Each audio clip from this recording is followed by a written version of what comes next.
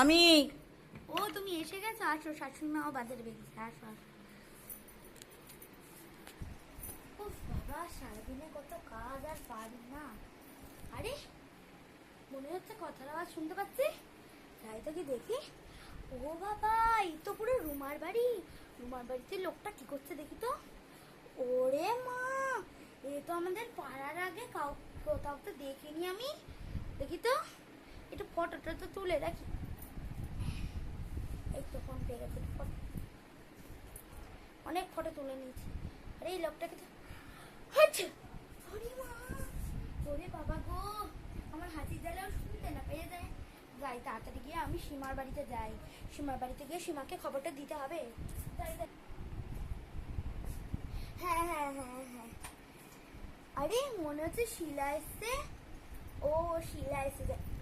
আরে রুমাকেও ডেকে নি, আমার তুমিও রয়েছে চম্পা, আমিও রয়েছি, আর হচ্ছে গিয়ে শিলাও রয়েছে। একটু ফোন করি রুমাকে। হ্যালো রুমা, আরে আমি সীমা বৌদি বলছি গো। হ্যাঁ, আমরা সবাই মিলে আমার ঘরেতে রয়েছি, তুমি কি একটু আসবে? ও আসতে পারবে না, তোমার বাড়িতে অতিথি এসছে। আচ্ছা আচ্ছা ঠিক আছে, তুমি অতিথিদের আপ্যায়ন করো। আমরা তিনজনের কাছে, ঠিক আছে ঠিক আছে। যাই, ঠিক আছে চম্পা, আমি গিয়ে শিলার একটু দেখে আসি। ও ও সীমা বৌদি, তুমি এসছো? ও সীমা, এই দেখো রুমা কেন আসলো না বলতো? তুমি কি রুমাকে ফোন করেছিলে? ও রুমাকে ফোন করেছিলে? দেখো না, রুমার বাড়িতে একটা লোক এসছে। রুমার বড় বাড়িতে নেই, আর শাশুড়ি মাও বাজারে গেছে। এরকম আমি তার ফটো তুলে এনেছি। এই দেখো ফটো, নাও নাও নাও। ও দেখেছো ফটো? দেখলে? আচ্ছা ঠিক আছে চলো। বাবা গো, ও শিলাল বৌদি তুমি এসছো? শিলা বৌদি জানো, রুমা এরকম করেছে, রুমা আমাদের সঙ্গে আসলোই না। কি বলছো তুমি? রুমার বাড়িতে একটা লোক এসছে? ও বাবা গো, এ তো খুবই সাংঘাতিক ব্যাপার। দেখি তো একটু ফটোটা দেখাও তো। আচ্ছা, এই তো দাও দাও দাও। আরে এই লোকটাকে তো মনে হচ্ছে আমি কোথাও দেখেছি। ও মনে পড়েছে, আমাদের গ্রামে একটা নতুন মেয়ে এসে না, ওর বাড়িতে দেখেছিলাম, ব্যাগ ভর্তি কি সব নিয়ে এসেছিল, মনে হয় জামা কাপড়। রুমার বাড়িতে আবার ওইসব কাণ্ড হয়নি তো? চলো চলো গিয়ে একটু দেখে আসি, রুমার সঙ্গে এই ফাঁকে একটু ঝগড়াও করা হয়ে যাবে। হ্যাঁ হ্যাঁ চলো চলো, ওর বাড়ি যাই। রুমা রুমা রুমা, তোমার বাড়িতে যে একটা লোক এসেছে, তুমি আমাদের একটু বলতে পারলে না? তাহলে আমরা কি তোমাকে সিংহের মতন চাপ চিবিয়ে খেয়ে নিতাম?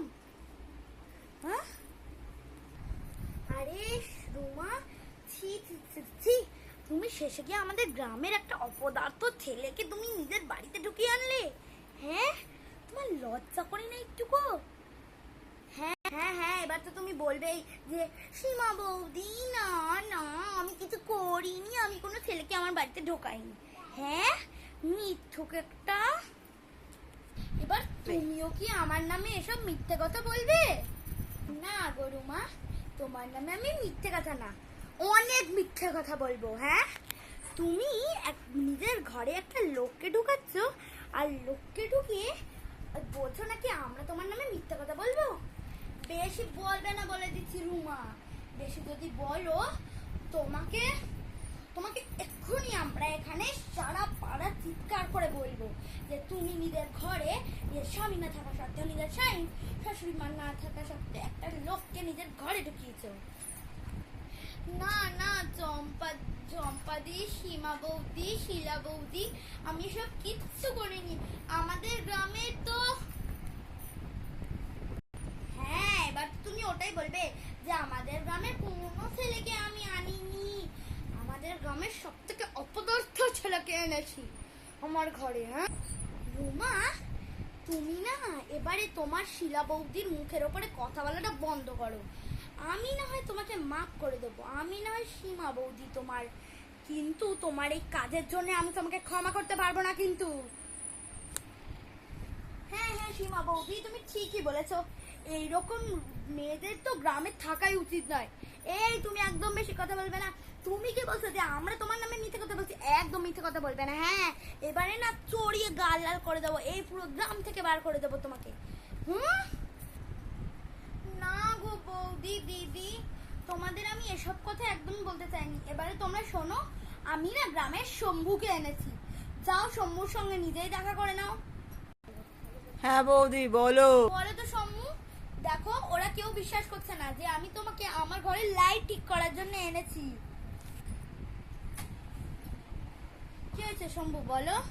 ও শিরা বৌদি, আমি তো ওদের বাড়িতে কাজ করতে এসেছি গো, তুমি কি কিছু জানো না নাকি? ও শম্ভু, আমাদের ক্ষমা করে দাও গো, এই শিলাকে তো আমরা থেকে দেখাচ্ছি। তুমি যাও, তুমি কাজ করো গিয়ে। ঠিক আছে দিদি, আমি কাজ করতে গেলাম। ওরে বাবা রে, এরা তো মনে হচ্ছে এবারে হাই টেম্পারেচারে উঠে গেছে। আমি যাই গিয়ে পালাই। কোথায় যাচ্ছ শিলা বৌদি? এবারে তোমার একদিন কি আমাদের একদিন। দাঁড়াও, তুমি দাঁড়াও।